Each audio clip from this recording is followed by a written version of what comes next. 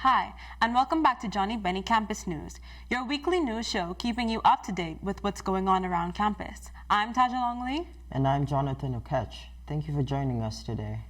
First up, next Tuesday, February 4th, Sally Wen Mao will be doing a public reading for her book Oculus, in which she confronts the paradoxes of seeing and being seen, and the many roles that women of color are made to endure in order to survive a culture that seeks to consume them.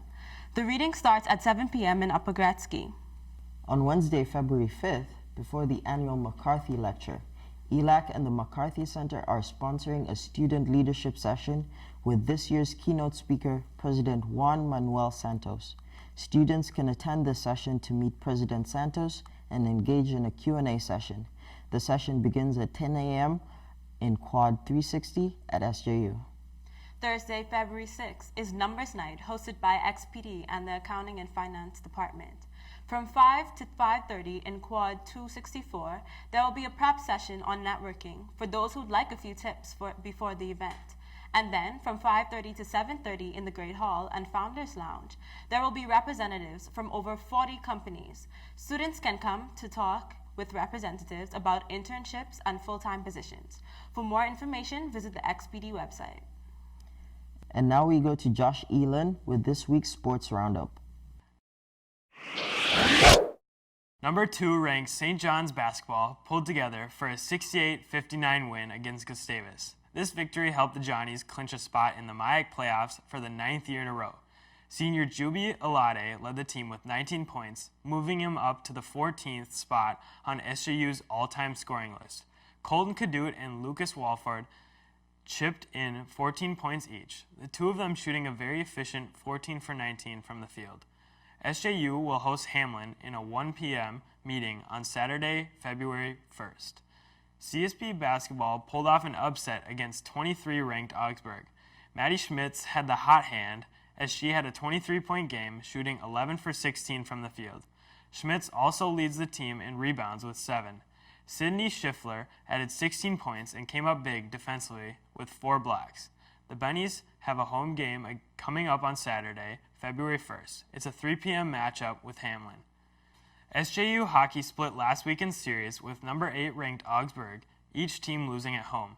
SJU hosts St. Olaf to begin the weekend series on Thursday, January 30th at 7 p.m. The second of the 2 games will take place in Northfield on Saturday, February 1st at 7 p.m. CSB hockey fell to Augsburg by a score of 4-0. Goalie Kaylee Medved made 29 saves despite the loss. The Bennies were outshot during the game 33-16. CSB will be back in action on Friday, January 31st, when they head to Northfield to take on St. Olaf. A second game will be played on Saturday, February 1st at 3 p.m. SJU track and field opened their indoor season with a win out of 3 teams on Saturday, January 25th. The Johnnies won 9 events as well as recording 23 top 3 times to finish with 184 points. Junior Drew Dockendorf came away victorious in the pole vault and earned the new SJU indoor record of 4.88 meters. The Johnnies will compete again at the Wisconsin River Falls Winter Classic on Saturday, February 1st at 11 a.m. CSB track and field picked up 3 wins in their season opening meet. Sophomore Laura Mitch took a win in the 400-meter dash, logging a personal best time of 1 minute and 2 seconds. First-year Aidan Mcloon picked up the first win of her collegiate career in the triple jump with a mark of 9.95 meters. SJU wrestling lost to Wisconsin Eau Claire last weekend. Senior Noah Becker is ranked number 3 in the nation and came away with 2 wins in 2 matches before exciting the tournament. Senior Quincy Spearing finished 3rd in the silver bracket with a 3-1 record. They are back on the mats on Friday, January 31st at Concordia Moorhead. That's it for this week's Sports Roundup. Now back to the desk. Thanks, Josh. That is all for this week's episode. I'm Taja Longley. And I'm Jonathan Okech. Thank you for joining us, and be sure to check back next week with Johnnie Bennie Campus News.